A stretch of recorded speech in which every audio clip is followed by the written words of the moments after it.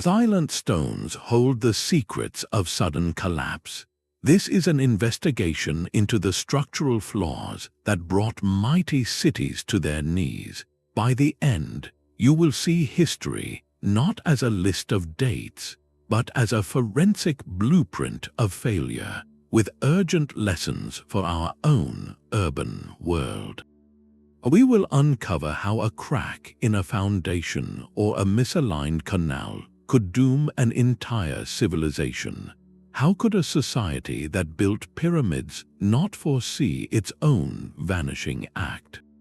What does the slow tilt of a wall tell us about the true cost of ambition? The answers are etched in the ruins, waiting to be read. What do you think is the greatest threat to the cities we live in today? The ground beneath a city is its oldest and most important promise. That promise can be broken before a single stone is laid. Our first structural flaw is a failure to listen to the land itself, a critical misstep born from a lack of geological foresight. Ancient planners often selected a location for its spiritual significance, its proximity to a vital river, or the visibility of a strategic hilltop. They saw the surface, the immediate gift of the landscape, but not the hidden ledger of risks written deep below. A modern geologist would describe the Earth's crust as anything but a passive platform. It is a dynamic, shifting entity that settles, compresses, and reacts to the weight placed upon it over centuries. Building a monumental city on unstable soil is like constructing a palace on a hidden bed of sand. Without the tools to probe the subsurface, societies could not see the layers of soft sediment, the waterlogged ground that could liquefy during a tremor, or the silent creep of a fault line. The consequences were not sudden explosions, but a slow, relentless betrayal. Take the great city of Mohenjo-daro in the Indus Valley. Its sophisticated grid of streets and advanced drainage system speaks of brilliant urban planning. Yet researchers suggest its eventual decline was tied to the very river that gave it life. The Indus shifted its course over time, disrupting the water supply and causing salt to build up in the farmlands. This salinization, a gradual poisoning of the soil, eroded the agricultural foundation that fed the city's thousands. The earth itself withdrew its support, not with a quake, but with a slow, silent turn away. This first flaw set a hidden timer on urban life. It meant that every grand structure, from the humblest home to the tallest temple, was built on a question mark. The ground could compact unevenly, causing walls to tilt. Foundations could sink into soft earth, creating cracks that traveled upward like lightning frozen in stone. When the inevitable stress arrived, whether from a wet season, a minor tremor, or simply the accumulated weight of centuries, the city had no hidden resilience. Its weakness was baked in from the beginning. Choosing the wrong conversation with the geology meant that all subsequent engineering, no matter how ingenious, was ultimately a dialogue with a partner destined to walk away. A grand design is only as strong as the stone that holds it up. This brings us to the second critical flaw, the peril of over-engineering without truly understanding material limits. Ancient architects were masters of visual impact, crafting structures that inspired awe and projected power. They pushed stone and brick to create soaring vaults, vast halls, and towering pyramids. Yet in their pursuit of the monumental, they sometimes confused sheer mass with genuine strength. Think of it like this: building a higher tower by simply piling on more and more weight, rather than understanding how to make a lighter, smarter framework. A structural engineer named David Billington once noted that great builders can fall into this very trap. They would create immense lintels like the Lion Gate at Mycenae, where a single massive slab of stone spans an entrance. The stone appears indestructible, but it has a hidden weakness. Stone is incredibly strong when compressed, when weight pushes down on it, but it has very little tensile strength, meaning it resists bending or stretching poorly. When a heavy lintel bears too much load, especially if the supporting walls shift even slightly, the bottom of that stone slab experiences tensile stress. It wants to stretch, and stone cannot stretch, it can only crack. This is why you see fractures forming at the weakest points, often right in the center of these majestic spans. The Maya faced a similar challenge with their corbelled arches, where each successive layer of stone is stepped inward until they meet at the top. It creates a dramatic, triangular doorway, but it does not distribute weight as efficiently as a true rounded arch. The pressure is concentrated at those inward-leaning angles. In a city like Tikal, the relentless tropical rains and the sheer mass of the temple structures themselves could have created constant, uneven stress. Cracks would begin as hairline fractures, letting in water. That water would freeze and expand in cooler periods, or nurture plant roots that would further pry the stones apart. The failure was not a single event, but a slow, inevitable process where the material itself was asked to perform a task it was never meant to handle. The ambition of the design quietly exceeded the physical language of the stone, so a temple might stand for centuries, a testament to human will, while hiding a network of silent fractures within. It waited only for a final trigger, an earth tremor or an unusually heavy season of rain, to complete the process that the architects had unknowingly begun. This teaches a sobering lesson that monumental vision, when divorced from a deep conversation with material science, inherently plants the seeds of its own destruction. And often, the force that delivered the final blow was the very element that gave these cities life: water. Water is the ultimate architect of landscapes and the ultimate saboteur of cities that forget its power. This leads us to the third and perhaps most paradoxical structural flaw: catastrophic hydraulic mismanagement. For an ancient metropolis, a reliable water supply was not a luxury, it was the very pulse of urban life. Civilizations invested immense labor and ingenuity to command this resource, building canals, aqueducts, and vast reservoirs. Yet in their triumph over immediate thirst, they often sowed the seeds of a slower, more insidious disaster. The error was not in building these systems, but in failing to foresee their long-term conversation with the entire environment. A canal is not just a ditch, it is a new artery in the landscape's body, changing how water flows, where soil collects, and what grows. When that design is flawed or when maintenance lapses, the life-giving system can turn into a weapon of erosion, stagnation, or sudden drought. Consider the magnificent city of Angkor, capital of the Khmer Empire. Its sprawling temple complex of Angkor Wat was the heart of an urban landscape supported by one of the pre-industrial world's most sophisticated water networks. Archaeologists like Vernon Scarborough have studied how this system of reservoirs, canals, and moats was a marvel of hydraulic engineering, designed to capture monsoon rains for year-round rice cultivation. But this intervention in the natural hydrology had unintended consequences. Over centuries, the canals likely silted up with eroded soil from deforested lands. This siltation would have reduced the system's capacity to store and distribute water efficiently. The carefully managed water table could have become unbalanced, perhaps leading to waterlogging in some areas and scarcity in others. The result was not a sudden flood, but a gradual decline in agricultural productivity, weakening the economic foundation that supported Angkor's grandeur. The very infrastructure built to ensure abundance may have slowly strangled it. A similar story of hydraulic vulnerability may have played out at Hattusa, the cliff-top capital of the Hittite Empire. Its location was defensible, but securing a consistent water supply for its population was a constant engineering challenge. The city relied on sophisticated underground water systems, but these were fragile lifelines. In times of prolonged siege or drought, this vulnerability could become catastrophic. A blocked channel or a poisoned well did not just cause discomfort, it could trigger a rapid urban collapse. The irony is profound. The most advanced systems, the proudest symbols of a civilization's control over nature, could harbor the flaw that would unravel it all. It teaches us that controlling water requires a humility that looks generations ahead, understanding that every dam, every canal, is a permanent alteration to a delicate balance. And this relentless demand for resources to feed the people and maintain the monuments points directly to a fourth, even more fundamental flaw. A city can become a victim of its own hunger.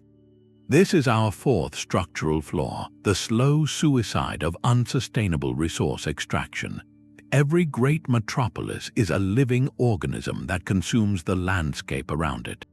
Timber for scaffolding and roofs, clay for millions of bricks, stone quarried and dragged for monuments. These are the physical ingredients of grandeur. But what happens when the local environment can no longer replenish what is taken? The city begins, quite literally, to consume its own foundations. This is a failure to understand ecological carrying capacity, the invisible line where taking becomes taking too much. It creates a feedback loop where the drive for more monuments leads to less stability, a spiral from abundance into scarcity.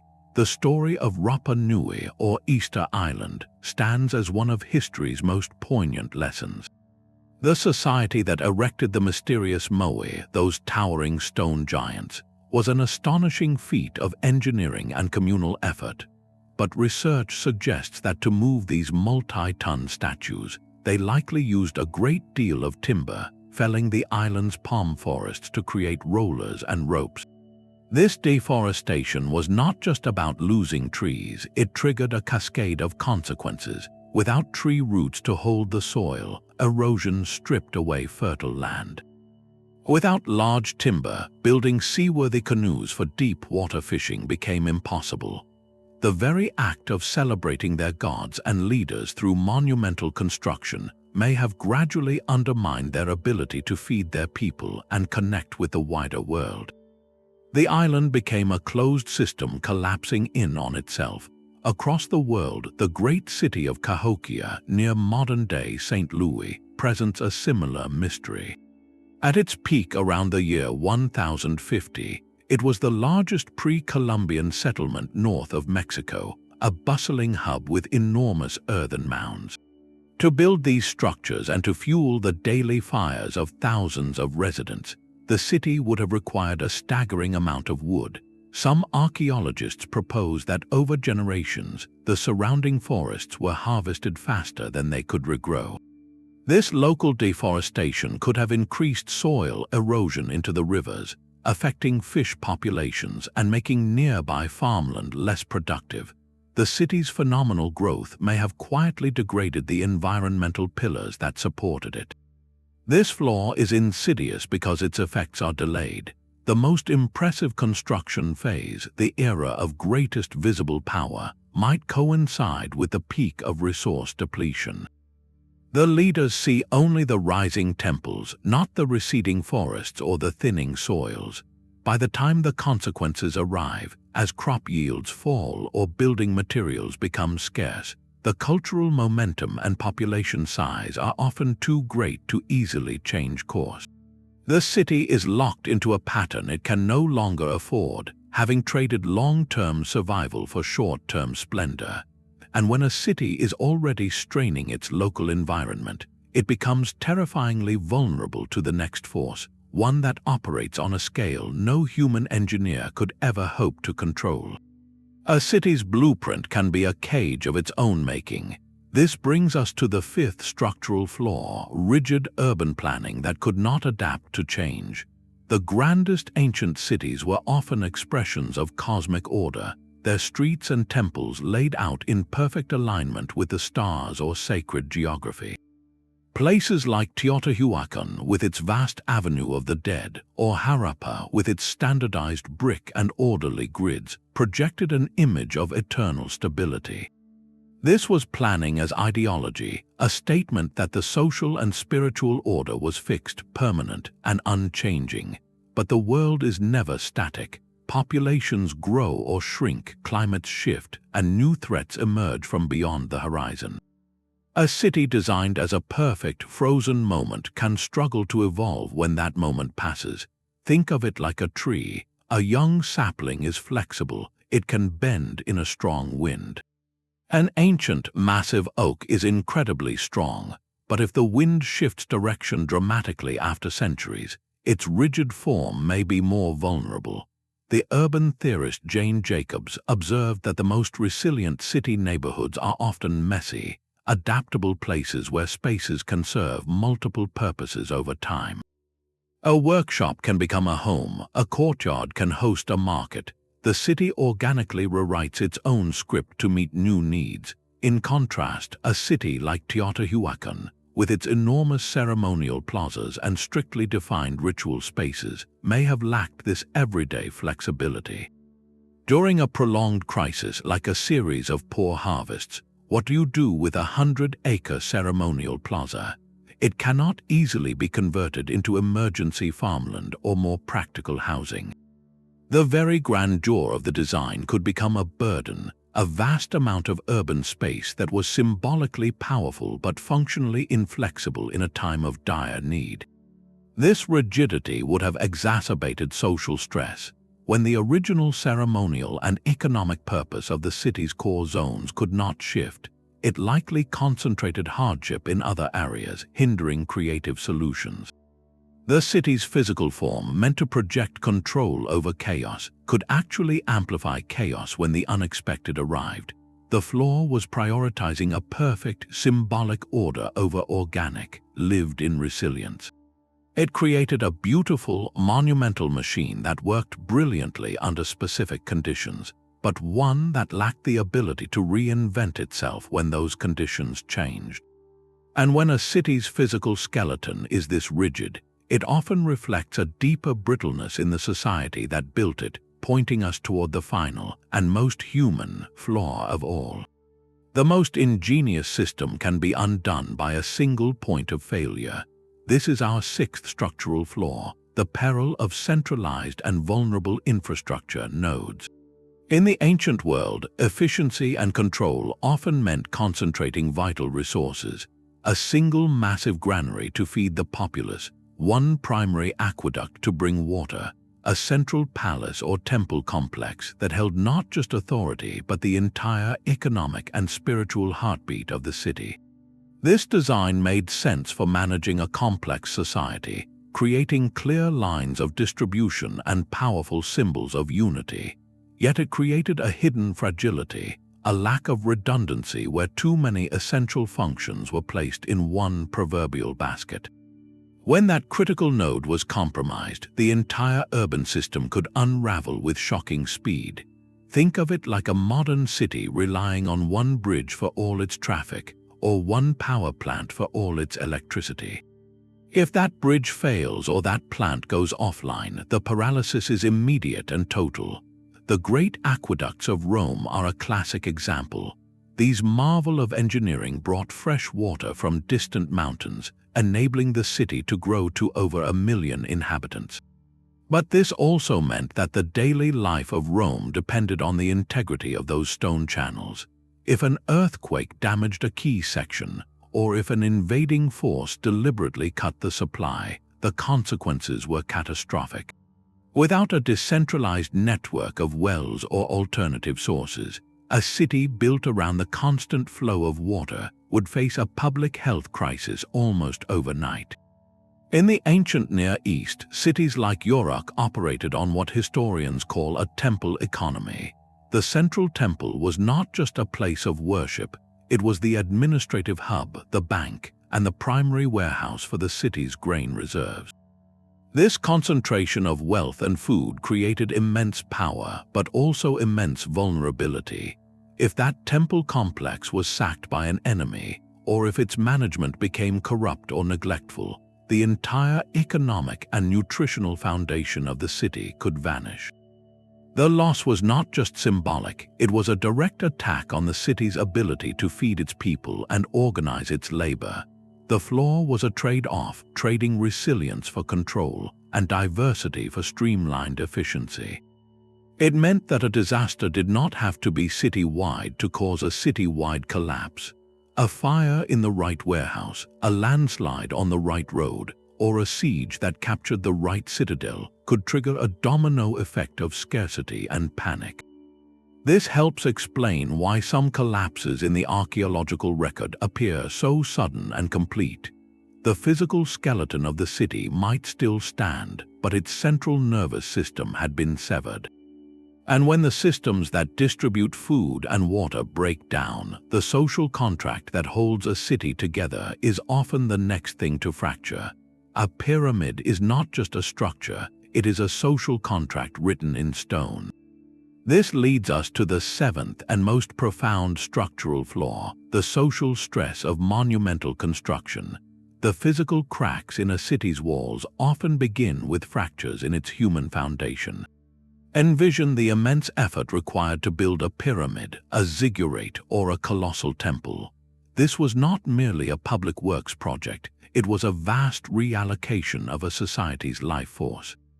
For seasons or even decades, a significant portion of the population, along with vast stores of food and materials, would be diverted from the daily work of sustenance, maintenance, and community care.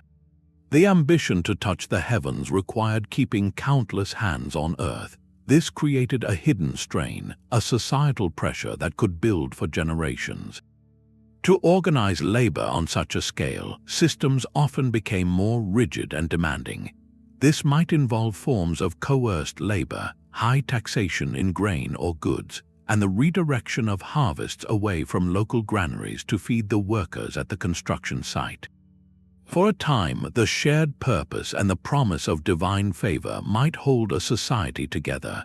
But what happens when the returns begin to diminish? The archaeologist Joseph Tainter offers a powerful theory that as societies grow more complex to solve problems, they eventually reach a point of diminishing returns.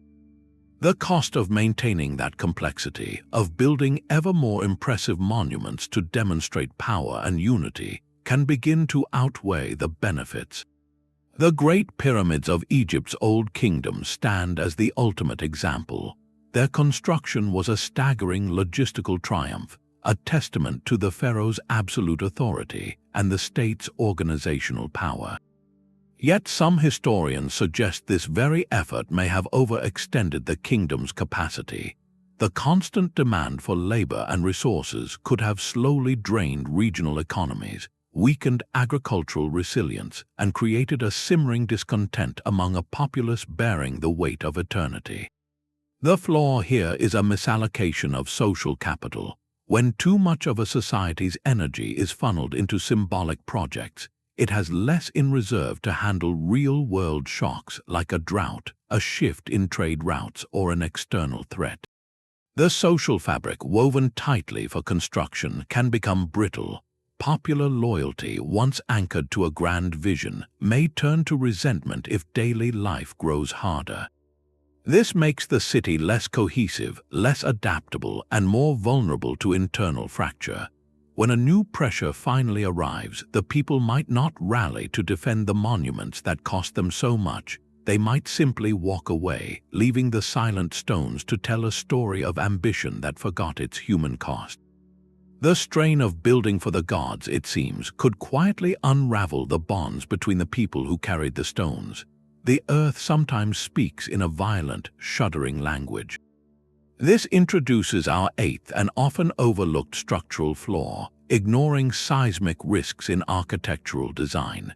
Across the globe, from the sun-drenched coasts of the Mediterranean to the lush highlands of Mesoamerica, ancient builders created monuments of breathtaking beauty and solidity.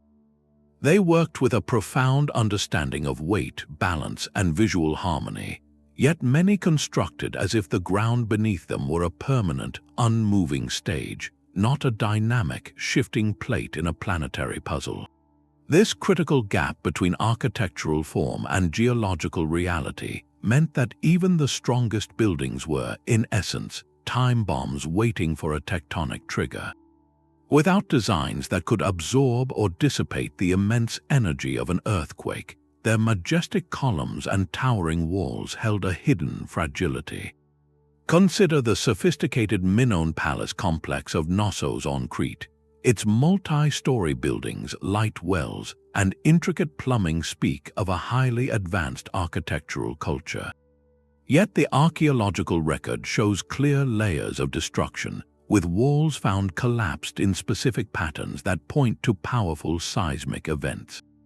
These earthquakes did not necessarily wipe out the Minoans in a single blow, but they would have delivered devastating shocks to the civilization's core. Key administrative centers and storage facilities could have been ruined, trade disrupted, and the population's faith in their stability and their gods severely shaken. Each quake would have required massive rebuilding efforts, draining resources and morale, making the society more vulnerable to the next crisis, whether economic or military. The flaw was not in the quality of the construction, but in its fundamental assumption of stillness. In regions like Anatolia or parts of ancient Greece, builders used massive stone blocks and rigid mortarless joints, creating structures that were incredibly sturdy under vertical weight but brittle when subjected to lateral shaking. The energy from a tremor had nowhere to go, so it traveled through the stone until it found a weak point, and the wall would simply buckle or pancake. Contrast this with later architectural innovations, like the slightly tapered columns of some Greek temples or the flexible wooden lattices used in traditional Japanese pagodas, which allowed for a degree of sway. The ancient builders lacked this seismic intuition. Their designs were a conversation with gravity, but not with the sudden, sideways lurch of the land itself. Recognizing this oversight transforms our view of collapse. It moves the story away from the mystical or purely social and anchors it in a predictable, physical outcome of ignored environmental forces. A city could be perfectly governed, its granaries full and its people united, yet its entire physical existence was premised on a geological quiet that the planet never promised. When that quiet ended, the very symbols of its power became the instruments of its devastation. This final flaw completes a sobering picture, a cascade of interconnected vulnerabilities where a single tremor could exploit weaknesses in the foundation, the materials, the infrastructure, and the strained social fabric all at once. The collapse was not one event, but the last link in a long chain of overlooked conversations. A city's decline can be written in its patchwork. This ninth structural flaw is the cumulative impact of incremental repairs and modifications, the slow degradation of quality across generations. Visualize a grand temple or a mighty aqueduct standing for centuries. Each generation inherits this monument not as a finished artifact, but as a living responsibility. When a crack appears, when a section crumbles, the immediate goal is to make it whole again, to restore function and appearance. But over decades and centuries, these well-intentioned fixes can weave a hidden web of weakness into the city's very bones. The original builders possessed a deep, often intuitive understanding of their materials and methods, a knowledge passed down through guilds or apprenticeships. As time passed, that specialized knowledge could fade, become fragmented, or be lost entirely through social upheaval or changing priorities. A later repair crew might not know the precise mix of aggregate in the original Roman concrete, a recipe that gave it remarkable durability. They might substitute a cheaper, more readily available sand, or use a different mortar that doesn't bond as well with the ancient stone. They might patch a crack without addressing the underlying cause, like a shifting foundation, so the stress simply finds a new path through the structure. None of these individual repairs is a catastrophe. Each one solves an immediate problem, and the building stands once more. But collectively, they transform a unified, coherent structure into a composite of mismatched parts, each reacting differently to heat, cold, and stress. The building loses its original structural dialogue, becoming a collection of voices speaking different architectural languages. This creates unpredictable weak points. During an earthquake, a newer section of wall made with inferior mortar might give way first, pulling down an ancient, still sound segment with it. A roof repaired with heavier timber than the original design intended could slowly bow the supporting walls inward. The flaw is one of invisible compromise, where the city's physical fabric is gradually replaced by something less resilient, piece by piece, decision by decision. It speaks to a dangerous shift from proactive, knowledge-based stewardship to reactive, ad hoc solutions. The focus moves from understanding the whole system to simply stopping the loudest leak. This slow, silent erosion of material quality mirrors a broader vulnerability, where a city's survival often depended not just on its own walls, but on lines of connection stretching far beyond the horizon. Prosperity can be a fragile web stretched across continents. This 10th structural flaw is the peril of over-reliance on long-distance trade for essential goods. A city might appear at the peak of its power, its markets overflowing with exotic spices, its elites adorned in foreign jewels, and its monuments built with imported stone. Yet this very abundance could mask a deep-seated vulnerability, where the daily bread and basic stability of the urban center depended not on its own hinterlands, but on political agreements and safe passage across 1,000 miles of unpredictable terrain or open sea. This economic model created a form of spectacular, yet brittle, prosperity, making the entire urban organism a hostage to distant events it could neither control nor foresee. The story of the late Bronze Age city-state of Ugarit, on the coast of modern-day Syria, serves as a powerful case study. Ugarit was a cosmopolitan hub, a vital node in a complex international network that stretched from Egypt to Anatolia and across the Aegean. Its wealth was built on trade, exchanging copper, tin for bronze, luxury textiles, and ivory. Its scribes corresponded with kings and merchants in multiple languages, and its society flourished on this interconnectedness. But this also meant that Ugarit's economy, and likely its food supply to some degree, was inextricably linked to the stability of that entire Mediterranean system. When that system experienced a cascade of failures, often linked to the movements of groups referred to in ancient texts as the Sea Peoples, along with drought and internal rebellions in major empires, the trade routes shattered.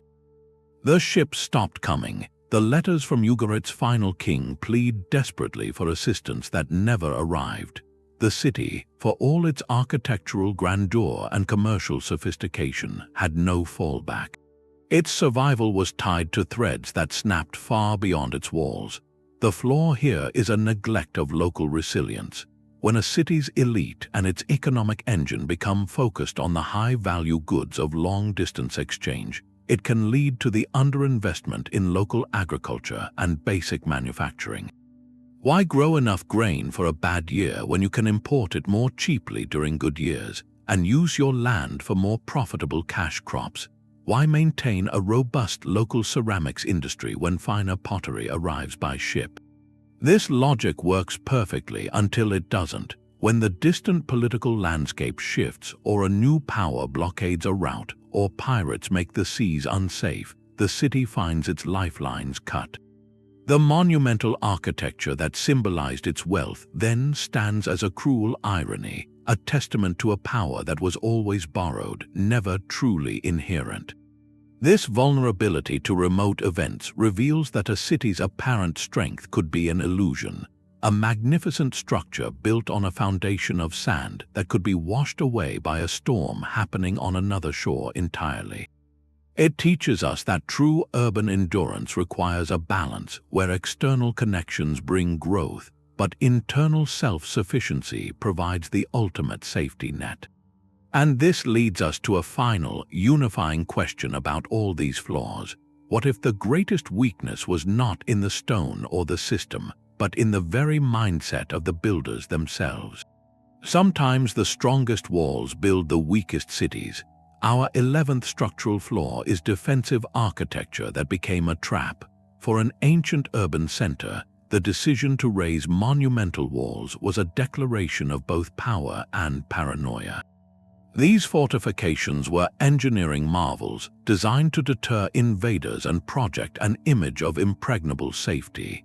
Yet in their success, they often cultivated a hidden garden of vulnerabilities, transforming a city from an open, adaptable organism into a rigid, isolated enclave. The very structures meant to guarantee survival could, under the wrong conditions, orchestrate a slow stranglehold or a sudden, catastrophic implosion. Consider the logic of such a place. Massive walls require enormous resources to build and, crucially, to maintain. They demand a permanent, large garrison to man the battlements, pulling a significant portion of the population away from productive labor like farming or craftwork. These soldiers and their families still need to be fed, creating a constant drain on the city's internal stores. Furthermore, the walls create a hard boundary that psychologically and physically separates the urban core from its supporting landscape. In peaceful times, this might seem a minor inconvenience. Farmers travel out to their fields and return at night, but it establishes a pattern where the city's food supply exists largely outside its protective shell. This sets the stage for the trap to spring shut. When a true crisis arrives, such as a prolonged siege by an enemy army or a severe regional drought, the walls reveal their double-edged nature. They keep the threat out, but they also pen the population in. Those external farmlands become inaccessible, either trampled by an invading force or withered by the sun. The city is forced to rely entirely on whatever grain is stored within its confines. A siege is not just a military event, it is a brutal race between the attacker's patience and the defender's food supply. The Hittite capital of Hattusa, with its formidable walls perched on a rocky outcrop, faced this precise calculus. Its defenses were masterful, but its location made securing a reliable water source a lifelong engineering challenge. In a prolonged crisis, those mighty walls would have transformed from a shield into a cage, concentrating thirst and hunger within a stone perimeter. The population, unable to disperse to forage or find new sources, would face intensifying pressure. Social order can fray quickly when the granaries run low behind locked gates. This flaw illustrates a profound paradox that in seeking absolute security from external threats, a city can make itself exquisitely vulnerable to internal collapse. It trades the flexible resilience of a connected, open system for the brittle strength of a sealed vault. And when the final stress arrives, the inhabitants may find themselves not defending a fortress, but starving in a monument to their own isolation. This pattern of turning inward for safety points toward a final, overarching flaw, one that ties all the others together, a failure not of stone but of sight. A city's soul can be housed in the wrong building. Our 12th and perhaps most telling flaw is the pursuit of symbolic architecture at the expense of practical needs. This is the story of a society that builds for the gods while forgetting the people, where gleaming temples rise as sewers clog and roads crumble. It represents a profound misallocation, a civilization's capital, both financial and spiritual, flowing upward toward monuments of prestige while the mundane systems of daily survival quietly decay. The visual splendor of the city center becomes a mask, hiding a growing fragility in its unseen foundations. The classic Maya civilization offers a powerful illustration. In cities like Tikal and Copan, the ruling elite engaged in a kind of architectural arms race, constructing ever more grandiose temple pyramids and ornate palaces to assert their divine connection and political power. These projects consumed vast resources: timber, lime plaster, labor, and the food to feed that labor. Meanwhile, archaeological evidence from commoner households tells a subtler, darker story. Studies of ancient garbage mounds and soil chemistry reveal that over time, the diet of the general populace may have become less diverse and more reliant on maize, with signs of nutritional stress increasing even as the royal compounds grew more elaborate. The stone causeways, called sakbiob, connected majestic plazas, but the maintenance of the smaller paths used by farmers to bring their harvest to market likely received far less attention. The flaw here is a dangerous disconnect. The elite, insulated within their ceremonial centers, could remain largely unaware of the accumulating strain on the broader system. They saw the soaring pyramids as proof of their mandate and the kingdom's strength. But by diverting so much collective energy into symbolic projects, they starved the practical infrastructure that makes a city resilient. When a crisis inevitably arrived, such as the prolonged droughts that research suggests affected the region, the society lacked depth to respond. The grand reservoirs in the ceremonial core might have held water for the rulers, but the scattered farmsteads and smaller communities had no such reserves. The roads built for processions were not designed for efficient grain distribution in an emergency. The social contract, already strained by the visible inequality of stone, could snap. The people whose labor built the monuments might finally ask what those monuments had ever done for them. The unraveling could then be shockingly fast. The magnificent core might stand physically intact for centuries, a silent city in the jungle, but it was dead because the living, breathing, practical network that supported it had been neglected to the point of failure. This final flaw ties all the others together into a single, human story. It was not merely cracked foundations or shaky trade routes that caused collapse, but a series of choices, a prioritization of spectacle over substance, of eternity over everyday endurance. The stones we find are not just ruins, they are a mirror. The most sophisticated blueprint is worthless without the hands that know how to read it. Our 13th structural flaw is the silent, generational erosion of specialized knowledge and skilled labor. A city is not merely a collection of buildings, it is a living repository of techniques, trade secrets, and intuitive understandings passed from master to apprentice. When that chain of transmission is broken, the physical structure remains, but its intelligence, the very soul of its construction, begins to fade. This loss is rarely dramatic. It is the quiet forgetting of a mortar recipe, the fading memory of how to align a foundation with the stars for stability, or the gradual simplification of a once brilliant architectural form. The result is a civilization that still inhabits its ancestors' wonders but can no longer speak their language of stone.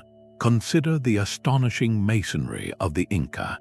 Their structures, like those at Machu Picchu or Sacsayhuaman, are famed for stones so precisely cut and fitted that a razor blade cannot slip between them, all achieved without mortar. This technique, which provided incredible seismic resilience, was the product of generations of accumulated skill. After the Spanish conquest, the societal structures that trained these master stonemasons were dismantled. The knowledge did not vanish in a day, but over generations, the deep understanding of how to select, shape, and fit those polygonal blocks faded. Later constructions, even those built by descendants, often relied on simpler methods with mortar, lacking the original earthquake-resistant genius. This pattern of knowledge decay likely played a role in earlier, quieter collapses as well. In a city like Great Zimbabwe, the sophisticated dry stone walling techniques that created the iconic conical tower and elaborate enclosures represented a high point of local engineering. If environmental or social pressures caused the community of builders to disperse, or if their apprentices were drawn into other trades, that specific expertise could have diminished over time. When the next major repair was needed on a critical retaining wall, or a new ceremonial structure was desired, the work might be done with less precision, less understanding of load bearing and drainage. The flaw is one of invisible depreciation. Each generation inherits a physical asset, the city, while unknowingly spending down the intellectual capital required to maintain it. When a crisis strikes, a drought that requires modifying the water system or an earthquake that damages a key temple, the response is hampered by a poverty of know-how. The leaders may command a repair, but the artisans may only be able to offer a clumsy imitation of what once was, a patch that fails to address the root cause or, worse, introduces new weaknesses. This turns decline into a self-reinforcing cycle. Poor repairs lead to more frequent failures, which lead to more repairs of even lower quality, until the monumental core becomes a patchwork of guesswork slowly surrendering to gravity. It reveals a profound truth about sustainability, that a city's endurance depends less on the immortality of its stones and more on the mortality of its teachers, and on the fragile, living culture of learning that must be nurtured anew with every passing generation. The weather is the oldest story, and it has the final word. Our 14th structural flaw is a civilization's inability to adapt its agricultural heart to a changing climate. Picture the vast, irrigated fields that fed a metropolis like Akkad or the great cities of the Maya, their entire calendar and canal system built around the reliable rhythm of seasonal rains or predictable river floods. This was a masterpiece of hydraulic engineering, a covenant with a stable climate. But what happens when the sky breaks its promise, when the rains arrive late or not at all for years on end? The meticulously calibrated system becomes a monument to a world that no longer exists. The city, a machine built to process abundance, seizes up when the grain stops flowing. The collapse of the Akkadian Empire around 4,200 years ago stands as a stark case study. Cuneiform tablets from the period shift from records of trade and administration to desperate, poetic laments. They speak of a darkened sun, of salt blowing through the streets, of a land that could no longer support its people. Modern science provides the backdrop. Paleoclimatologists have found evidence of a severe, multi-decade drought that gripped Mesopotamia and the wider region. The Akkadian agricultural infrastructure, a network of canals feeding off the Tigris and Euphrates, was designed for a specific volume of water. In a prolonged drought, the rivers would have shrunk, the canals would have run dry or become choked with salty backflow from the Persian Gulf. The fields that once fed an empire would have baked into cracked, barren earth. This flaw reveals a catastrophic lack of adaptive capacity. The society had optimized itself for maximum output under one set of conditions. Its monumental bureaucracy, its centralized grain storage, its very social hierarchy, all depended on a steady, massive agricultural surplus. When the climate shifted, there was no plan B. They could not quickly redesign the canal networks for a lower flow, nor shift to more drought-resistant crops on a scale large enough to matter. The response was too slow, too rooted in the old patterns. The result was not just hunger, but a fundamental unraveling. Farmers, unable to pay taxes in grain, would have abandoned their fields. Refugees would have flooded the cities, straining resources further. Trade would have collapsed as regions turned inward, hoarding what little they had. The authority of the central government, which derived its power from distributing the surplus, would have evaporated. The magnificent ziggurats and palaces still stood, but they were now the empty shells of a broken contract. The human foundation, the thousands of people who believed the system would feed and protect them, simply walked away in search of water and food. This teaches a humbling lesson about resilience. A city's true strength is not measured in the height of its walls during a time of plenty, but in the flexibility of its farms during a time of scarcity. It shows that the most dangerous flaw of all can be an unwavering faith in yesterday's weather, a refusal to believe that the environment that nurtured a civilization could also quietly decide to take it all back.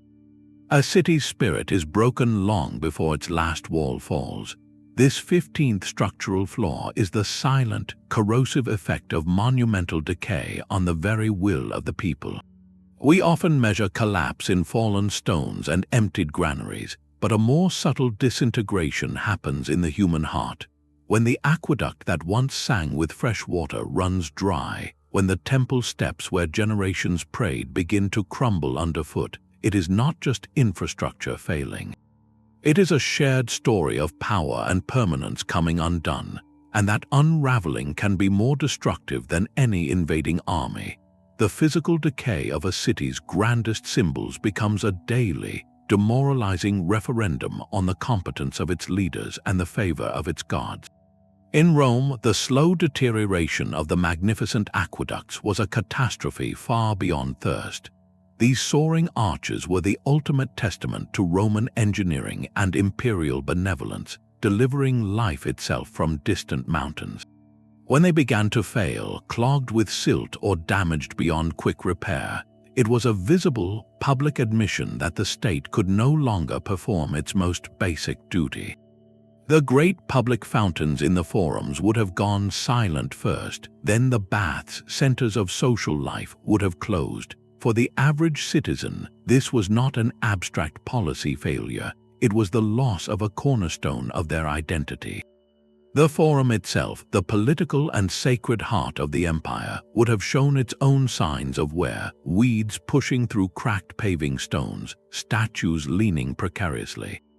This visible decay whispered a powerful, unsettling message. The order that built this is gone, and what replaces it cannot even maintain what was given.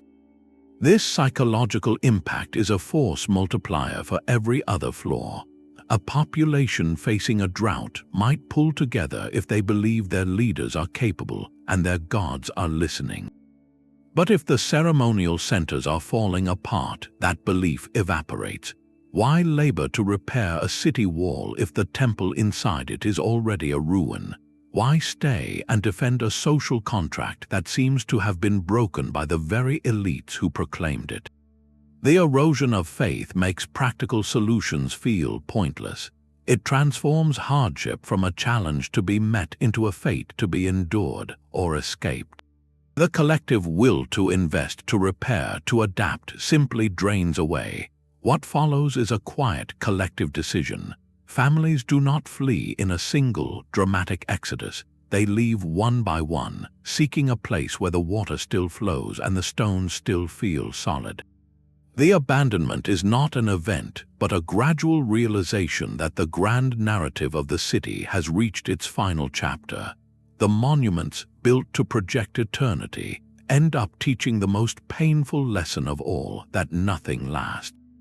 This final flaw ties the physical directly to the psychological, proving that the most critical structure a city possesses is not made of stone but of shared belief. And when that belief cracks, the city is already gone, leaving only a skeleton for the future to ponder. Ambition can outrun the tools in the workshop. This 16th flaw is the dangerous incompatibility between monumental scale and local technology, where a society's grand vision demands more than its available methods can safely and sustainably deliver. It is the story of a civilization trying to lift a weight it has not yet fully learned to hold, forcing innovations that are brilliant yet brittle. The strain of such projects does not just test physical strength, it tests the very logic of an entire system, often leading to risky shortcuts, structural compromises, and a slow, draining exhaustion of social energy. The iconic moai of Easter Island stand as perhaps the most poignant example. These towering stone giants, some weighing over 80 tons, were carved from volcanic rock and then transported many miles across the island to their ceremonial platforms. The prevailing theory suggests this was accomplished using a combination of log rollers, ropes, and human labor, a staggering communal effort. While a triumph of collective will and ingenuity, the scale of this operation likely required the consumption of vast amounts of the island's precious timber. The technological solution for moving the statues, in other words, may have directly contributed to the deforestation that undermined the society's long-term survival. The flaw here is a feedback loop where the drive to create monuments forces a technological adaptation that, while effective in the short term, proves ecologically unsustainable. The society becomes locked into a practice that consumes the very resources it needs to continue.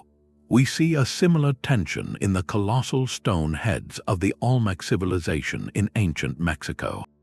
Carved from single blocks of basalt hauled from distant quarries, these massive sculptures represent an enormous investment of labor and logistical skill.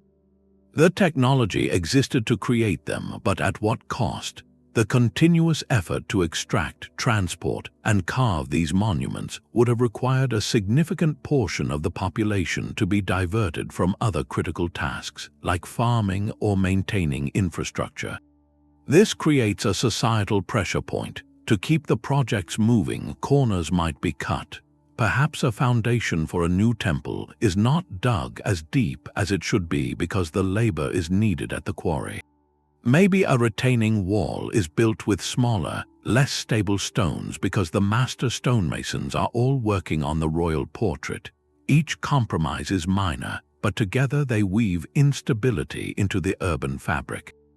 The city's most ambitious goals force it to operate at the very edge of its technological capacity, leaving no margin for error and no reserve for maintenance. The systems that result are often impressive but inherently unstable, like a bridge built with every available piece of timber, with nothing left in the forest for repairs. They represent a peak of achievement that cannot be sustained, a momentary alignment of will and effort that the society lacks the foundational technology to repeat or uphold indefinitely. This mismatch between dream and toolset means that the greatest building campaign can also be the last, leaving behind wonders that are also tombstones for a scale that could not be maintained. A city is a living machine, and its parts are not just connected, they breathe together.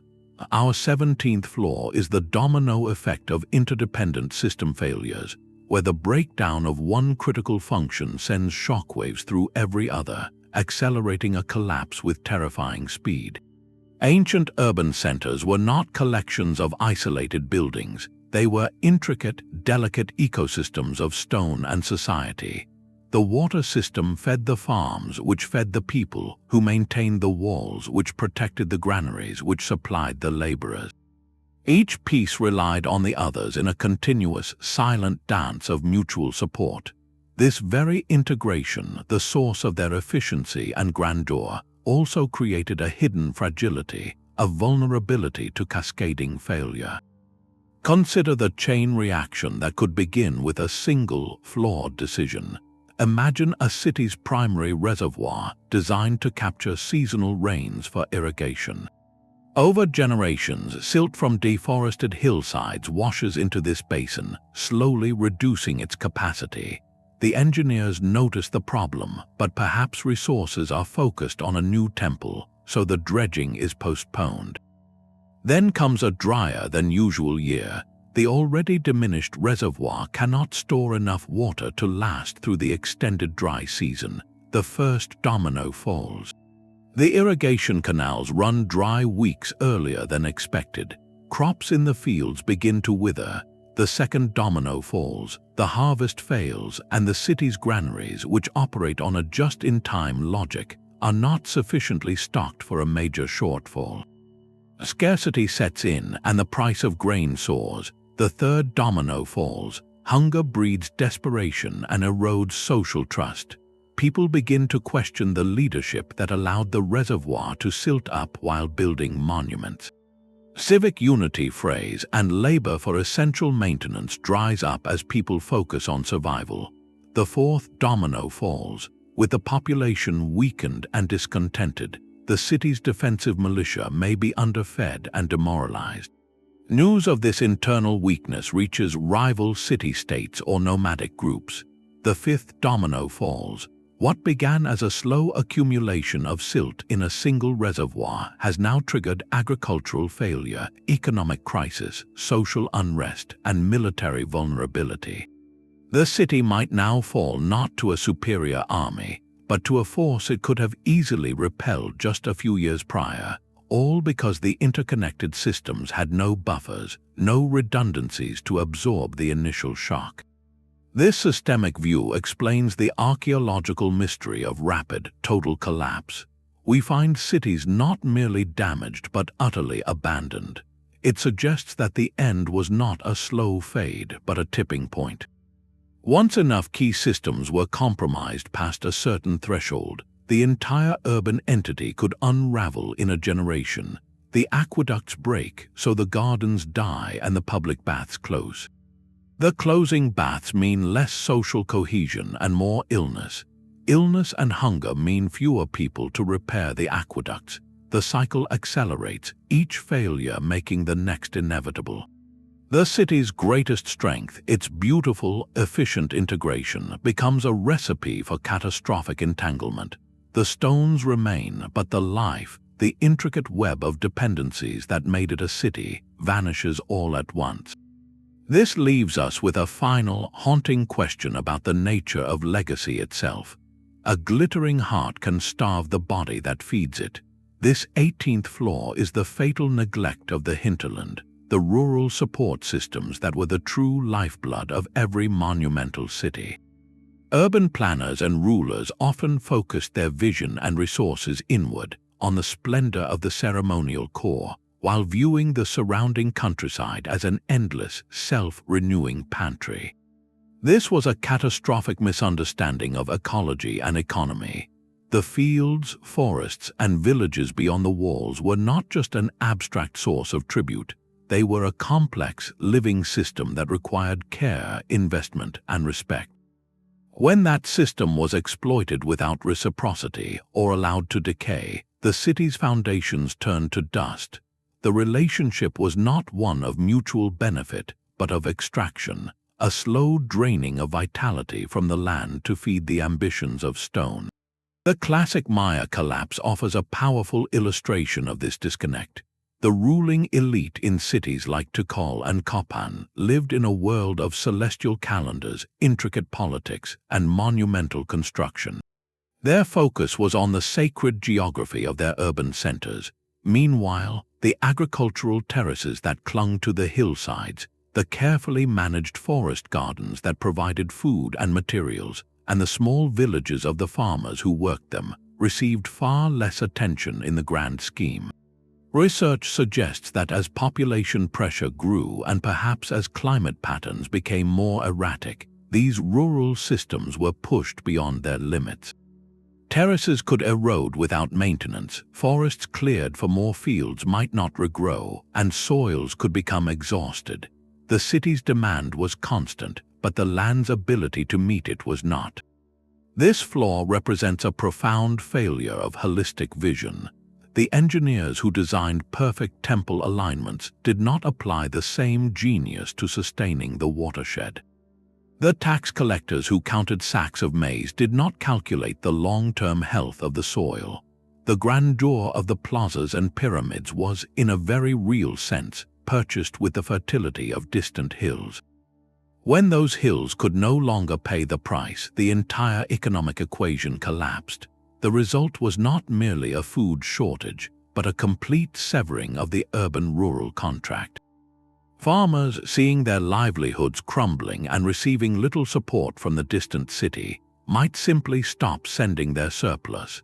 They might even abandon their fields altogether, moving deeper into the forest or dispersing into smaller, more sustainable communities. The city, for all its imposing architecture, was left isolated, a stone island in a receding sea of green. Its granaries emptied not because of a sudden invasion, but because the quiet, essential network of reciprocity had broken down. The monuments remained, but the people, the living flow from hinterland to heart, had vanished.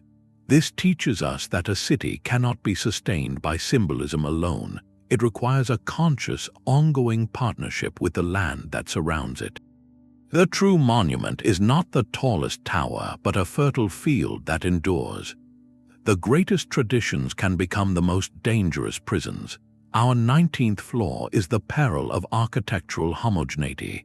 where a city's physical identity becomes so rigidly standardized that it loses the ability to innovate in the face of change. This is not about beauty or cultural expression, but about survival. A society that perfects a single, revered way of building, from the layout of its palaces to the method of its masonry, creates a powerful, unified aesthetic. Yet that same cultural conservatism can quietly smother the creative tinkering and adaptation needed when new threats emerge or old materials fail. The city becomes a museum of its own past successes, beautifully preserved but dangerously brittle. Consider the monumental palaces of the Mycenaean civilization, with their characteristic Megaron Hall, a central throne room flanked by columns. This design was replicated across their fortified citadels, a clear symbol of power and cultural cohesion. But what if the nature of warfare shifted? What if new siege technologies or tactics emerged that this standardized fortress design was not equipped to handle? The very repetition that made the palaces instantly recognizable as Mycenaean might also have made their weaknesses predictable and universal. An enemy who learned how to exploit a flaw in one citadel's design would likely find the same vulnerability in all the others. This lack of architectural diversity meant there was no portfolio of different solutions to draw from, no experimental buildings on the outskirts that had tried a new, more resilient way. The tradition itself became a blueprint for vulnerability. The same principle applies to environmental challenges. If every major structure in a city is built with identical techniques using the same local stone, and that stone proves susceptible to a new pattern of erosion from changing rainfall, then every monument is at risk simultaneously. There is no alternative model, no building constructed with a different, more durable method that could serve as a template for repair. The society is locked into a single conversation with the material world, and when that conversation turns hostile, it has no other language to speak. This flaw reveals a subtle truth about resilience. It is not found in perfecting one answer, but in cultivating a diversity of approaches. Architectural innovation often comes from the margins, from adapting foreign ideas or experimenting with hybrid forms. When a culture becomes so proud of its signature style that it rejects all deviation, it sacrifices long-term security for short-term identity. The city's skyline tells a single, magnificent story, but it is a story with no alternative endings, leaving it tragically unprepared for the next unexpected chapter in its own history. A society's most enduring monument is the trust of its people. Our 20th flaw exposes the fatal misalignment between monumental projects and the daily needs of a growing population. This is where the ambition of the few collides with the survival of the many, creating a city that is magnificent to behold but increasingly difficult to inhabit. When a ruling class channels immense resources into temples, tombs, and triumphal arches meant to glorify their legacy, they often divert those same resources away from the unglamorous, essential systems that support everyday life. The result is a profound and visible inequality, etched not just in wealth but in stone versus mud brick, in gleaming ceremonial spaces versus overcrowded, underserved neighborhoods.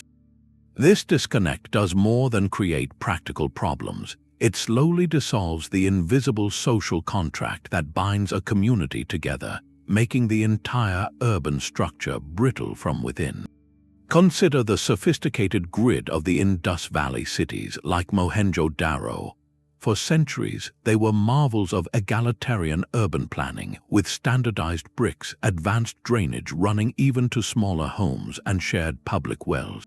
The Great Bath itself was a monumental public work, but one that likely served a communal, perhaps ritualistic purpose for many.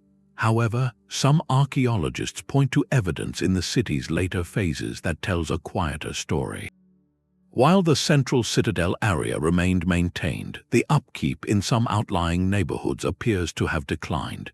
Drains might have been left to clog, streets may have been less regularly cleared, and repairs to common housing could have become slower. This shift, however gradual, would have sent a clear message. The state's priority was shifting from collective welfare to the preservation of its own symbolic power. For a family living in such an area, the experience would have been one of creeping neglect. The Grand Bath was still there, a testament to the city's former unity, but the lane outside their home flooded with every rain because the central authority no longer maintained the local drain. This flaw erodes resilience in a deeply psychological way. When a crisis strikes, whether a flood, a drought, or an external threat, a population's willingness to endure hardship and defend their home depends on a shared belief that the system is worth saving. If the state has consistently invested in its own glorification while ignoring the public's need for clean water, adequate housing, and sanitation, that belief withers. Why should a farmer risk his life to defend the granaries that feed the elite? Why should a laborer work to repair the city walls that primarily protect the palaces? The social glue that turns a collection of individuals into a cohesive, resilient community loses its strength. The city becomes a physical shell occupied by separate, disillusioned groups rather than a united body. In the end, the most elaborate monument can become an island, surrounded by a populace that has quietly, collectively decided that its survival lies elsewhere.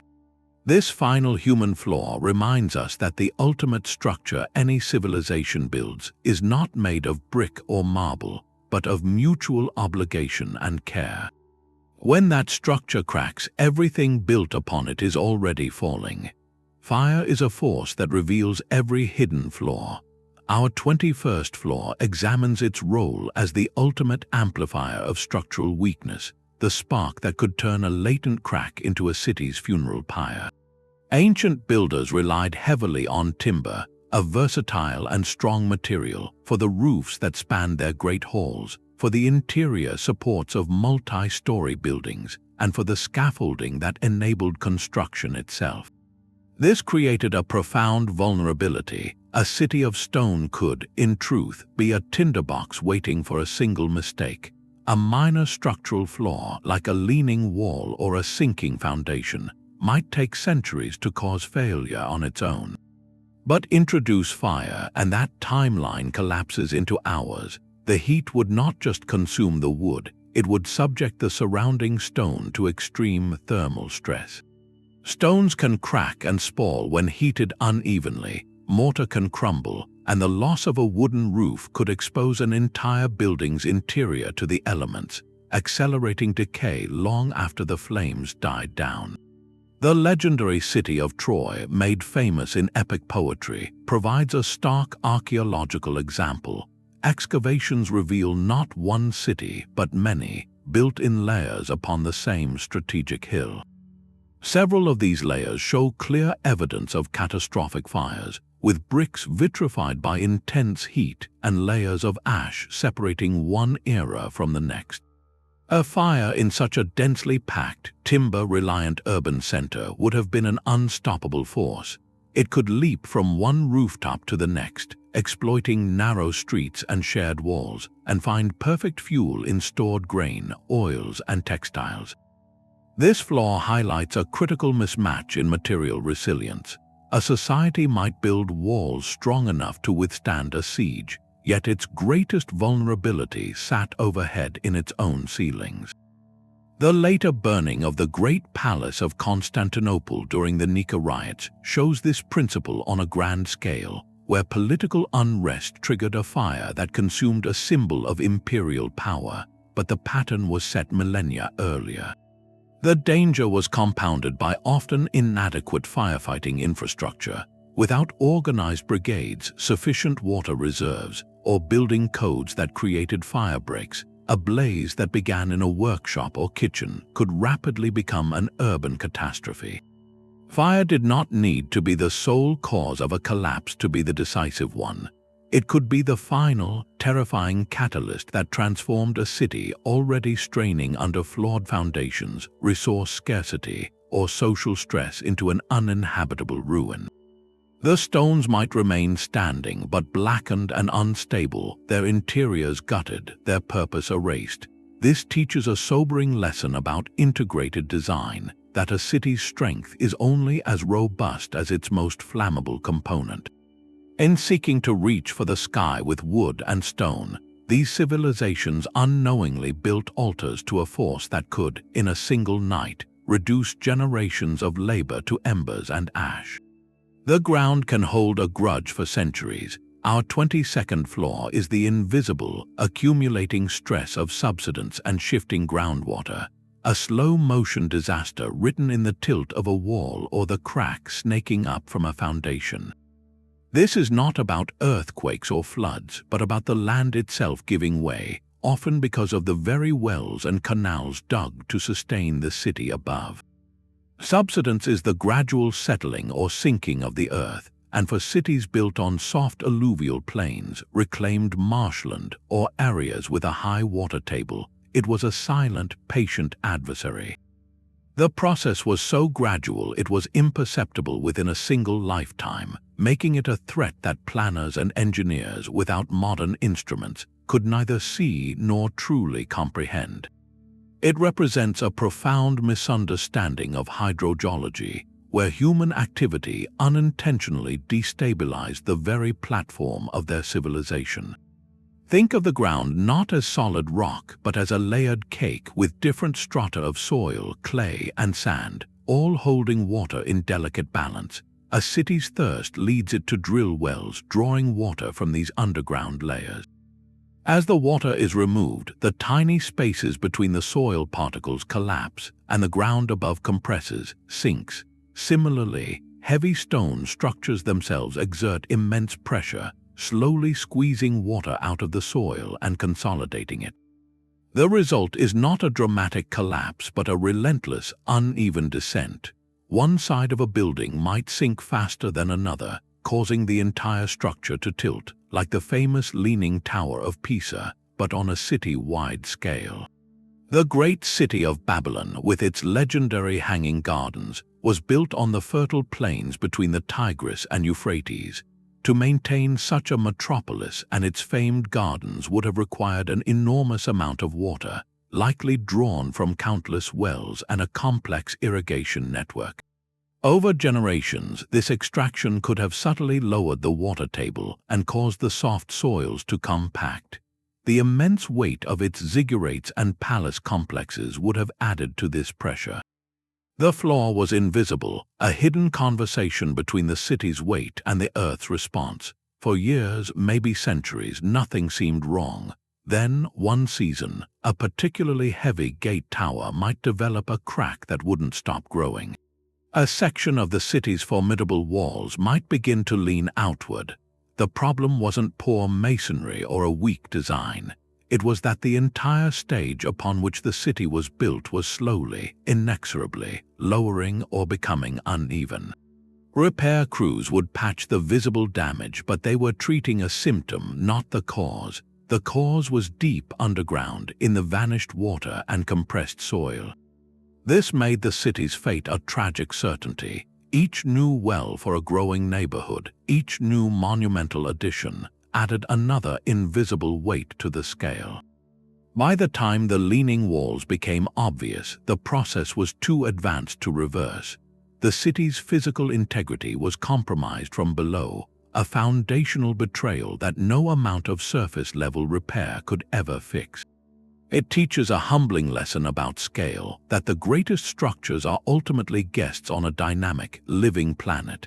And the bill for ignoring that conversation comes due not in years, but in the slow, patient currency of geological time. A city's most celebrated entrance could be its most dangerous doorway. The 23rd floor reveals how monumental gates and access points, designed to awe and intimidate, created fatal strategic vulnerabilities.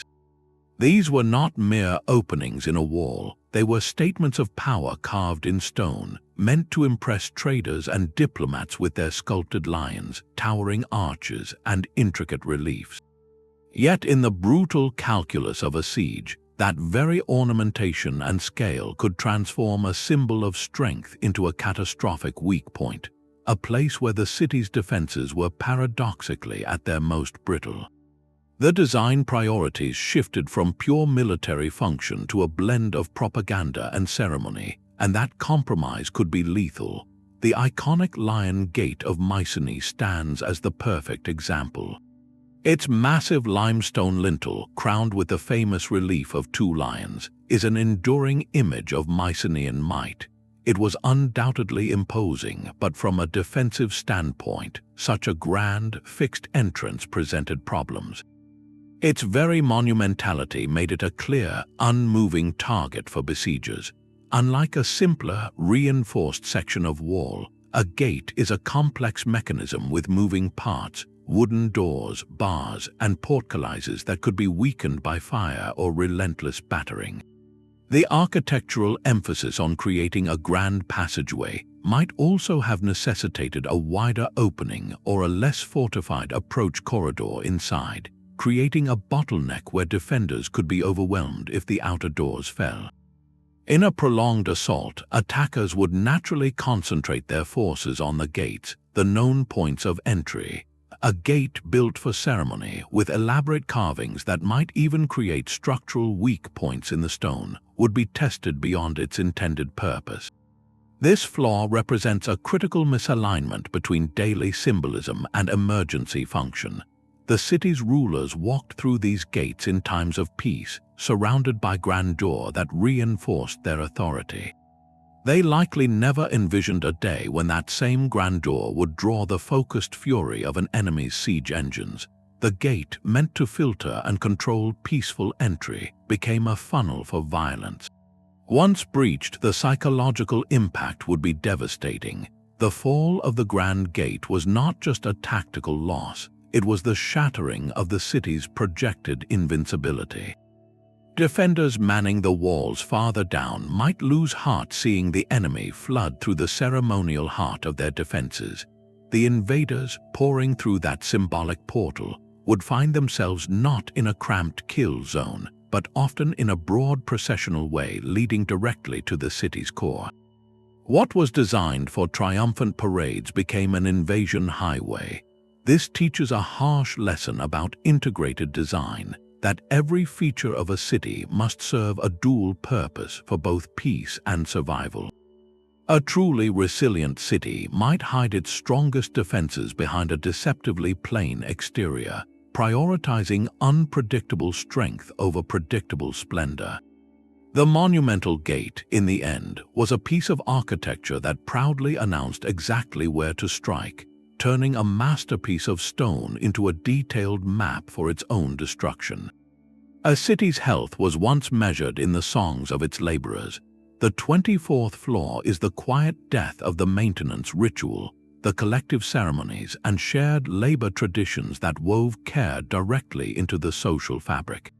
This was not mere engineering, it was a cultural heartbeat, a scheduled, sacred renewal where the community would gather to clear the canals before the flood, replaster the temple walls after the rains, or realign the stones of the main road. These acts were as much about reinforcing social bonds and divine favor as they were about physical repair. When those rituals faded, whether through religious transformation, the elite retreating behind palace walls, or the simple fragmentation of a once unified community, the city lost its immune system. Proactive preventative care was replaced by a desperate piecemeal reactivity. The difference is profound. A society that cleans its major canal annually during a festival, with everyone from the farmer to the priest taking part, prevents silt from ever building to a critical level. It is a celebration of shared life. When that ritual is abandoned, the canal is only addressed when it overflows and floods a neighborhood. The response is frantic, under-resourced, and often solves only the immediate symptom, leaving the root cause to worsen. This cultural shift leads to a silent accumulation of deferred maintenance. One year, the eastern drain is left clogged. The next, a crack in the retaining wall of the main reservoir is noted but not fixed because the labor force is conscripted for a military campaign. The year after, the wooden braces in the granary roof begin to rot, but the specialized carpenter who knew how to replace them has passed without an apprentice. Each omission is minor, almost invisible, but collectively they weave a net of fragility across the urban landscape. The city does not fail from one broken part, but from 1,000 neglected whispers. The canal, now half-silted, cannot handle a sudden downpour, leading to erosion that undermines a foundation. The cracked reservoir wall finally gives way after a season of heavy rains, wasting the precious water it was meant to hold. The granary roof collapses, spoiling the emergency food reserve. This socio-cultural decay meant the city's physical form was slowly uncoupled from the living will to sustain it. The monument still stood, but the chorus of care that once surrounded them had fallen silent. When a major shock finally arrived, a drought or an earthquake, the city no longer had the resilience of a well-maintained system. It faced the crisis with clogged arteries, weakened bones, and a populace that had forgotten how to work as one body for the common good. The collapse, when it came, felt like a sudden mystery, but it was the final note in a song that had stopped being sung generations before. Stone does not whisper of eternity, it merely argues with the rain. The 25th floor is the illusion of permanence, a philosophical failure to respect the patient, grinding force of entropy. Ancient builders looked upon their finished pyramids and ziggurats and saw not structures but eternal statements, frozen in time and immune to the slow conversation of the world. This mindset was a kind of blindness to the inevitable. They designed for a moment of perfect completion, not for the endless, ongoing battle against nature's quiet, relentless reclaiming force. In their vision, a wall once built was simply finished. They did not fully plan for the water that would seek every crack, the seeds that would lodge in every crevice, or the roots that would, over centuries, become stronger than mortar. This underestimation meant that practical considerations for long-term survival were often an afterthought. Designs did not prioritize easy access for repairs, clever systems for directing rainwater away from foundations, or barriers to prevent vegetation from taking hold. The goal was the grand unveiling, not the humble, perpetual act of care that true endurance demands. The image of the jungle reclaiming the temples of Angkor is the most poetic expression of this flaw. Those astonishing stone faces, serene and all-knowing, are now framed not by polished courtyards but by the grasping roots of silk cotton and strangler fig trees. The stones and the trees have become one sculpture, beautiful and tragic. It shows nature not as a violent destroyer, but as a patient tenant, moving in slowly once the caretakers have left. But the collapse did not wait for the final jungle embrace. Long before the last priest departed, this flaw was actively weakening the city. A blocked water channel, ignored because the monumental facade was still perfect, could lead to erosion under a plaza. A single tree taking root on a rampart would, over decades, push stones apart with the gentle, irresistible pressure of growth. The society, operating under the illusion that their work was done, failed to cultivate a culture of vigilant, routine maintenance. Repairs became heroic, emergency responses to visible crises, rather than a regular, embedded ritual of preservation. This left the city's physical fabric accumulating tiny debts to entropy, each one insignificant alone. A slightly sagging roof beam here, a slowly filling drainage ditch there.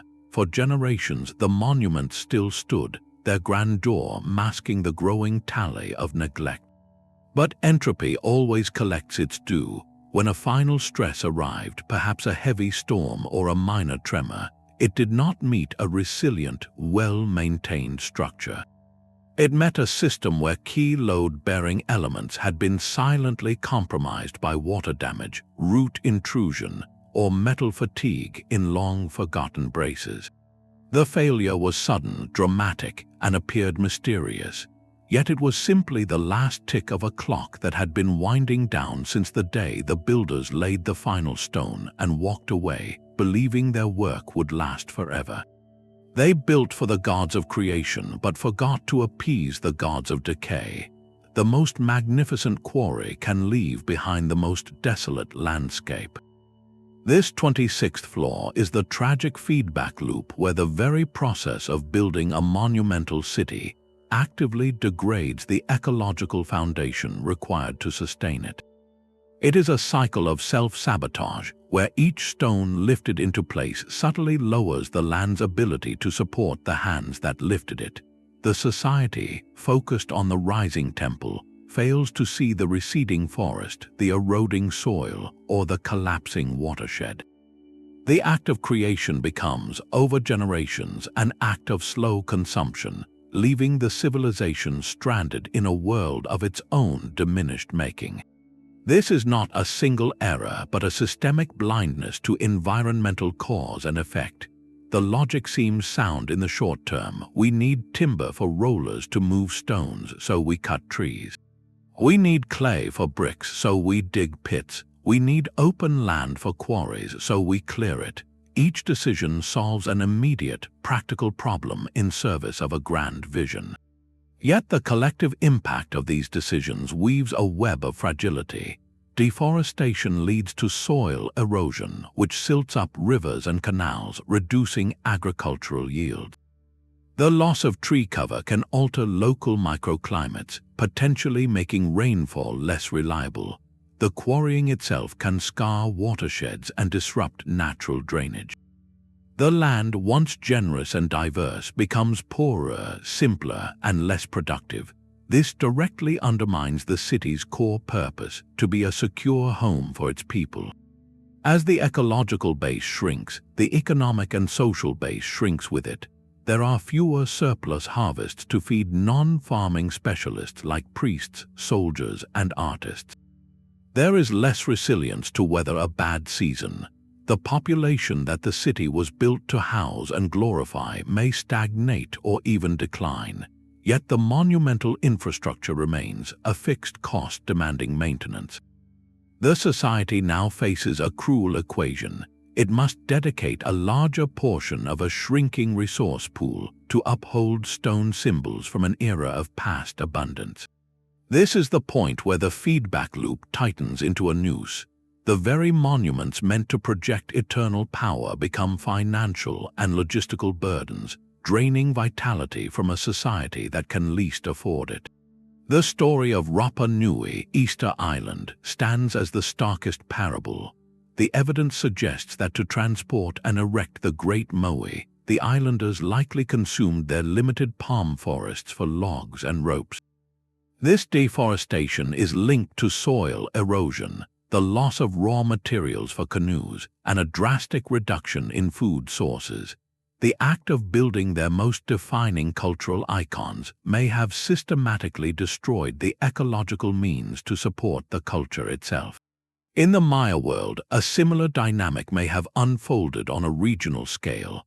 The demand for lime plaster, essential for sealing their majestic temple pyramids, required burning vast quantities of limestone using wood as fuel. This could have contributed to local deforestation around major centers, exacerbating soil erosion and perhaps even impacting local rainfall patterns. The gleaming white cities, shining symbols of divine order, might have gradually cast a shadow of scarcity on the lands that fed them. The ultimate collapse, then, is not an invasion or a single catastrophe, but a quiet, inevitable subtraction. The society crosses a threshold where the cost of maintaining its monumental identity exceeds the ecological capacity to pay for it. The people, faced with the choice between feeding their families and propping up stones, make the only rational decision. They walk away, leaving the silent monuments to hold counsel with the wind, the final witnesses to a greatness that forgot it was a guest in its own home. These silent stones hold a final, unifying message for us all. The story of a city's fall is never about one broken wall or one dry well. It is the story of a conversation that faltered, a dialogue between human ambition and the hard truths of the world it inhabits. Each of the 26 flaws we have explored, from the geological misstep to the forgotten maintenance ritual, represents a crack in that vital dialogue. They were not isolated errors but threads in a single, fraying tapestry. A society might master the art of moving 80-ton stones, yet fail to see the vanishing forest that made it possible. It could align a temple perfectly with the stars, while its water channel slowly clogged with the silt of its own success. The greatest vulnerability was always this interconnectedness, where the strain on one system silently amplified the weakness in another until the entire structure reached a tipping point. What emerges from the dust is a portrait of resilience, or rather, its absence. Resilience is not found in the mass of a pyramid, but in the diversity of crops in a field. It is not in the height of a defensive wall, but in the depth of a community's shared purpose. It lives in the flexibility to reroute a canal when the river shifts, and in the wisdom to invest as much in a farmer's terrace as in a king's tomb. The cities that vanished were often those that perfected a single, magnificent answer to the question of how to live, and then refused to change the question when the world itself changed around them. And so these ruins speak directly to our age. We live in an era of our own monumental scale, of soaring glass towers, sprawling concrete networks, and global supply chains that are the modern equivalent of those ancient, fragile trade routes. Our challenges are familiar echoes: climate uncertainty, resource pressures, aging infrastructure, and the social strains of immense inequality. The lesson is not that our cities are doomed to repeat the past, but that we have the rare opportunity to listen to it. We can choose to see our urban landscapes not as finished projects, but as ongoing experiments in balance.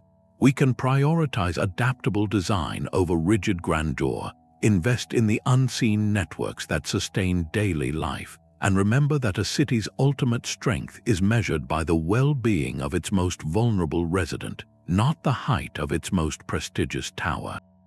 Let the empty plazas and leaning gateways stand as open-air classrooms. They teach us that endurance is a verb, a continuous act of care, foresight, and humble partnership with the natural world. They ask us what foundations we are building upon today and what conversations we might be forgetting to have. The ghosts of these cities do not warn of an inevitable fate. They whisper a question about our own legacy. What will the stones we leave behind say about the choices we made? If this journey through the architecture of failure has given you a new lens on the past and the present, consider subscribing for more explorations into the mysteries history has left behind. We would love to hear your thoughts. Which fallen city story do you find most haunting? And what do you believe is the most critical lesson they offer for our world today?